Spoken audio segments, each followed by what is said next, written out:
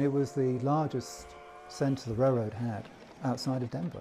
The Denver, South Park, and Pacific Railroad built the Como Depot in 1879. It had the roundhouse. There were 450 people employed by the railroad.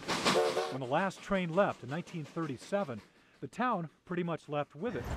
The depot and adjacent hotel were left to battle the elements. I'd heard about Como, but I didn't really know all the details. David Tompkins purchased the property in 2008.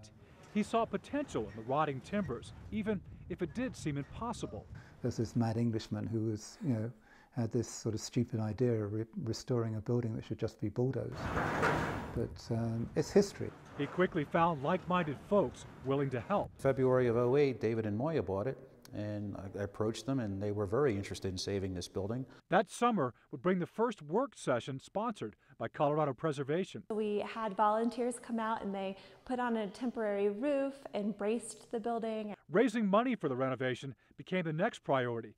Being listed on the Endangered Places list proved beneficial to that process. Having that sort of stamp of approval, so to speak, that acknowledgement of how important it was to our fundraising and awareness campaign. Those funds paid for a contractor to rebuild the foundation and re-level the depot. It's been amazing just as a challenge.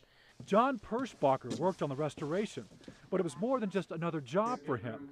His great-great-grandfather worked for the railroad in this depot. It's really neat to see it now in the way that he would have seen it when he worked here. The next major phase is to fit it out as a museum. This is my quintessential example when I speak to the power of preservation. Looking at it before to what it is now, there's really no limit to what can be achieved. Though David still can't quite believe it. And it still feels odd coming into this building, coming in horizontally with windows and doors, and it is now a building. It's not something that looked like it was going to fall down any second.